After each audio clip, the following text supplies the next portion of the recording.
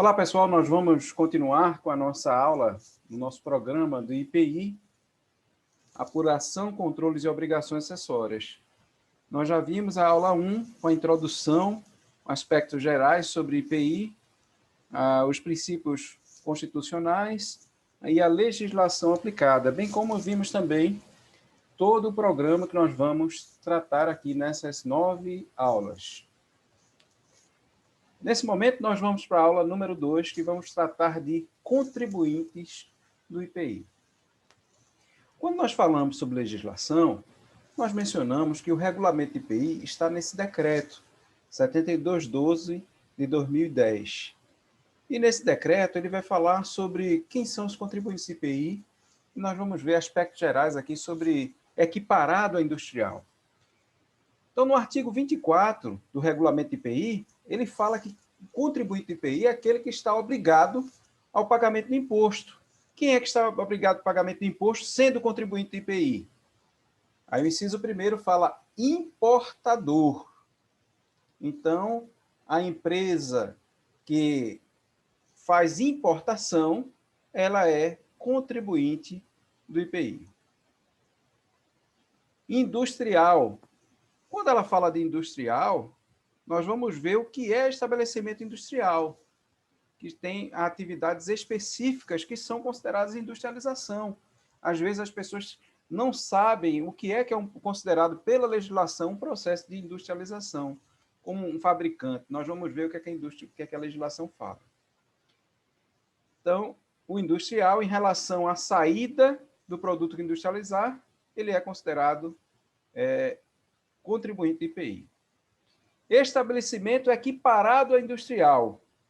Também, com respeito à saída dos seus produtos, eles vão ser considerados contribuintes.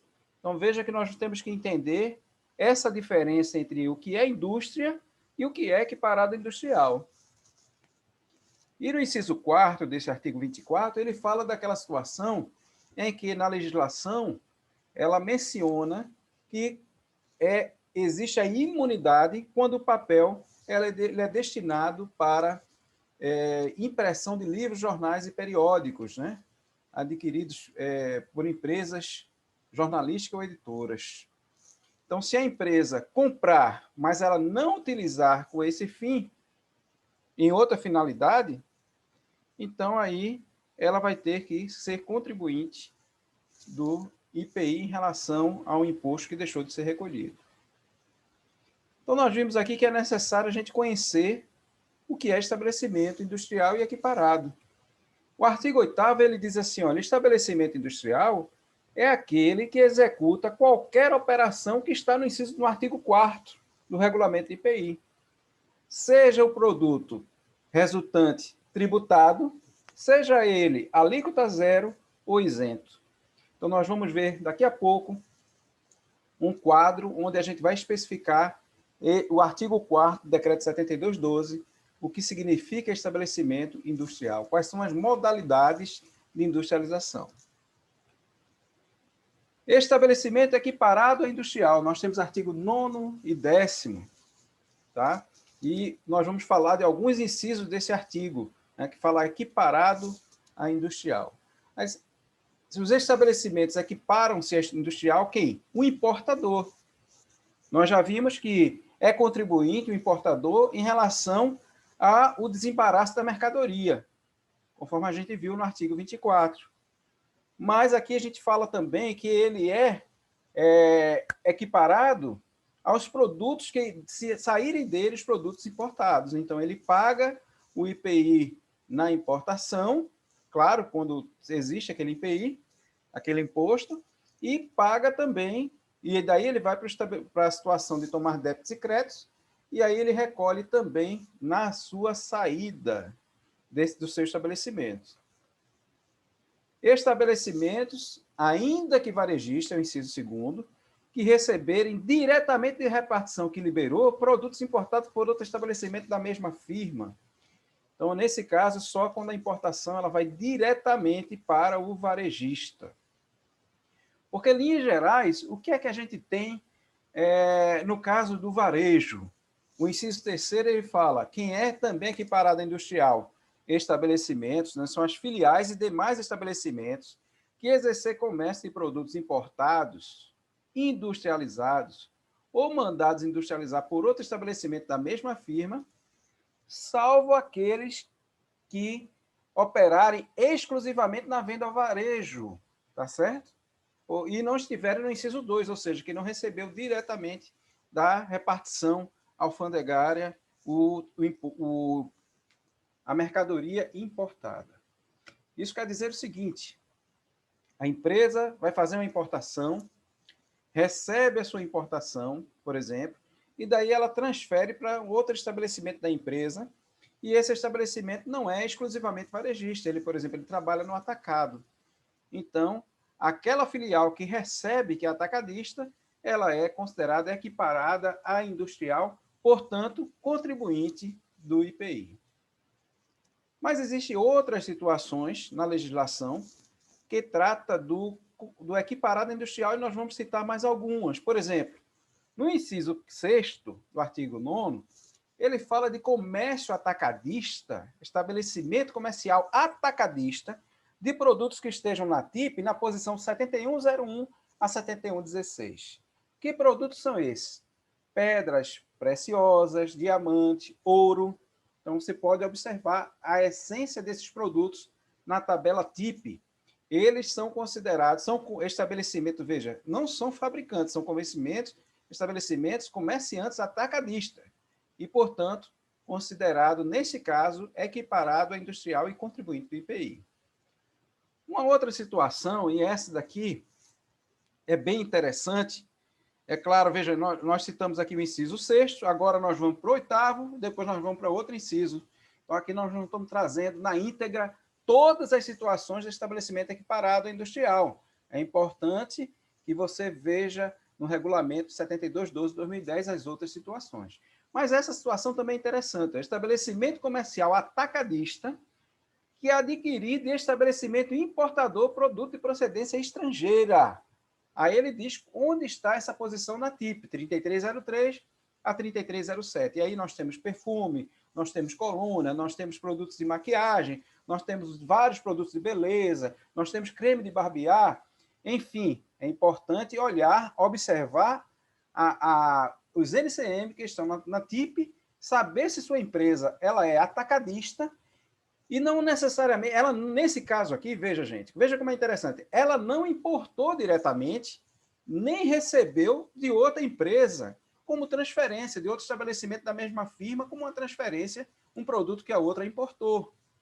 Ela comprou de um estabelecimento importador. Aí você se pergunta, mas como eu vou saber se o produto que ela está comprando, perfume, maquiagem, produto de beleza que ela está comprando, que esteja nessa classificação aqui, que ele é de procedência estrangeira. Aí nós vamos ver na parte de cadastro e figura tributária as classificações para que você possa identificar qual a procedência do produto, tá? Mas aqui fica aqui uma mensagem: estabelecimento atacadista que comprou um produto importado, tá? E esse produto é perfume, maquiagem, ele também é equiparado a industrial e é contribuinte do IPI. Outra situação é o caso de automóveis e passageiros. Estabelecimento atacadista dos produtos na posição 8703 da TIP, automóvel de passageiros, são considerados equiparados à industrial. Nós recomendamos que observem todas as situações na íntegra do artigo 9º, artigo 10º também, do regulamento do IPI, para outras situações que pode observar com respeito a ser estabelecimento equiparado a industrial. Então, nós vimos que no artigo precedente, nós vimos que falou que o contribuinte do IPI é aquele que faz o processo industrial, a industrialização. E o processo industrial, quem é indústria, está no artigo 4º, as modalidades. Vamos ver quais são essas modalidades de industrialização. Nós temos aqui transformação. Essa é a mais comum, é que as pessoas mais conhecem a respeito de indústria. É aquela que você, por exemplo, vai fazer uma cadeira, vai fazer uma mesa, vai fazer um móvel, um guarda-roupa. Então, o que é que a empresa comprou? Comprou a madeira, comprou os parafusos, comprou a fórmica, enfim, ela comprou todos os materiais em que ela vai transformar aqueles insumos num produto acabado, que seria, por exemplo, um armário, um guarda-roupa, ok? Então, esse é o processo mais comum, tá? Exercido sobre matéria-prima ou produtos intermediários, resulta numa espécie nova, num novo produto. Outra situação que é considerada de indústria, né, industrialização, é o beneficiamento. Ou seja, você vai modificar, aperfeiçoar ou alterar o funcionamento, o acabamento e a aparência do produto. É o mesmo produto, só que ele é aperfeiçoado, tá? Então, a gente tem cereais que faz um beneficiamento em cereais, por exemplo, é uma situação. A outra situação é montagem, tá? Reúne várias partes, peças, e resulta num novo produto, com a unidade autônoma. Vamos dar como exemplo, por exemplo, as montadoras de veículos, né? Porque ela compra os pneus, compra todos os equipamentos, e o que é que ela faz? Faz a montagem, tá? Então, isso aí é um processo de industrialização. Acondicionamento e reacondicionamento. Ou seja, coloca a embalagem, tá? Mesmo que for substituindo a embalagem original, e essa embalagem não é aquela embalagem para levar o equipamento, mas é um novo acondicionamento, tá? Então, se ela compra em grandes sacos e agora ela fraciona e coloca em sacos menores, uma nova embalagem para vender em quantidades diferentes, ela está fazendo um processo que é acondicionamento, que é considerado pela legislação como um processo industrial. É o mesmo produto, mas agora com a nova apresentação. E a outra situação é renovação ou recondicionamento. Então, você pega um produto que estava usado, deteriorado, inutilizado, e agora você restaura aquele produto. Então, o mesmo produto agora renovado. A gente tem muito exemplo disso aí, é com pneu, né?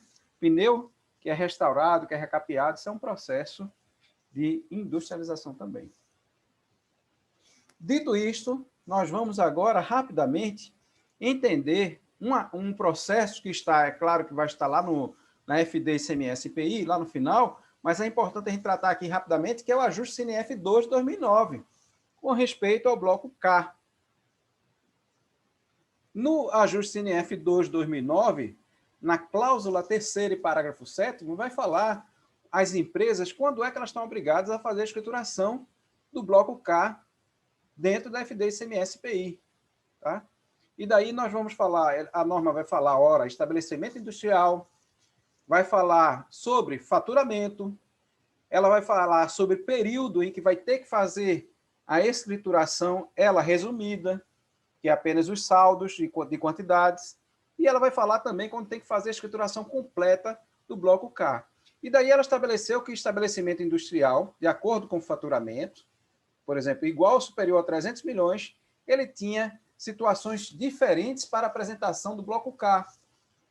E aí, não só pelo faturamento, mas também pelo KNAI. Tá? Nós temos uma situação aqui, 1º de janeiro de 2017, o KNAI 10 a 32 estabelecimentos que tiveram superior a 300 milhões de faturamento no 2 anos atrás, ao período de 1º de janeiro de 2017, ou seja, em 2015. Tá? Apenas o KNAI 10 a 32. Nós temos aqui, 1º de janeiro de 2019, já vai falar de outro KNAI e vai falar de escrituração completa. Enfim, o ajuste CNF, ele trata de diversas datas para o bloco K, que vão estar relacionados, ora, com indústria, ora, com atacadista ou equiparado industrial. E também vai tratar de acordo com o faturamento dessas empresas e de acordo com o KNAI, tá? Mas a gente quer destacar para vocês uma mudança que houve com respeito ao estabelecimento atacadista, uma mudança recente no ajuste CNF 2 de 2009. Na verdade, foi um complemento do ajuste CNF. Saiu o parágrafo 12, onde fala assim: em substituição à obrigatoriedade prevista no inciso 3º do parágrafo 7º do caput desta cláusula, a critério de cada unidade federada, poderão ser exigidos saldos de estoque no final de cada mês, escriturados no bloco H para estabelecimentos atacadistas. Ou seja, o que é que saiu de modificação? Estabelecimento atacadista, se o Estado assim condizer, se o Estado permitir, ou se o Estado estabelecer através de norma, ao invés de estabelecimento atacadista entregar o bloco K no Estado, ele poderia entregar apenas o bloco H, ou seja, o registro de inventário que ele já entrega dentro do SPED, FD, ICMS e IPI. Tá? Agora aí, ao final de cada mês. Nós temos um exemplo, vou dar um exemplo aqui, Alagoas, por exemplo, já saiu um decreto concedendo para o estabelecimento atacadista entregar o bloco H em substituição do bloco K. Então, só para a gente ilustrar o que é essa divisão do KNAI, do 10 a 32. Aqui a gente traz aqui diversas situações. O fabricante de produtos alimentícios é o 10, nós temos 24, metalurgia, e assim por diante, tá? Aqui são o que a norma fala sobre isso. Nós temos também estabelecimento industrial. A norma fala quando é que tem que entregar. Ela estabelece o que é estabelecimento industrial aqui. O parágrafo 8º, a cláusula terceira, parágrafo 8º, diz que é aquele industrial que faz qualquer processo que se caracterize industrialização pela legislação do ICMS ou legislação do IPI. Nós já vimos na legislação do IPI quem é um estabelecimento industrial, né, com aquelas 5 modalidades que a gente apresentou no artigo 4º do decreto 7212 do regulamento do IPI. Aqui mais um esclarecimento sobre faturamento, que é o faturamento de todos os estabelecimentos, tá? Não é apenas aquele estabelecimento que você está olhando, mas você tem que olhar a empresa como um todo, e que esse exercício do faturamento é o segundo exercício anterior ao início da vigência da obrigação. Aqui a gente apresenta rapidamente um quadro resumo do bloco K, tá? E nesse quadro nós temos a atividade, se é estabelecimento industrial, se ela é uma empresa atacadista, tá? Se ela é um equiparado industrial. Segundo, nós vemos também a separação por faturamento, igual ou superior a 300 milhões, igual ou superior a 78 milhões, e que não esteja enquadrada nessas duas situações, que são as demais. O outro item que nós colocamos aqui é o KNAI específico, ou seja, de acordo com esse faturamento, se for indústria, se tiver um faturamento superior a 300 milhões, por exemplo, e se o KNAI estiver dele enquadrado no 10 a 32, aí nós temos aqui ao lado o início da obrigatoriedade e o registro que iria informar no bloco K. Início de obrigatoriedade, para esse exemplo, 1º de janeiro de 2017. E o registro seria o K200 e K280, que é o estoque escriturado. Assim, amigos, nós vimos, então, a nossa aula 2, tá? De IPI. Nós vamos ver, na próxima aula, cadastros e figura tributária. Até mais.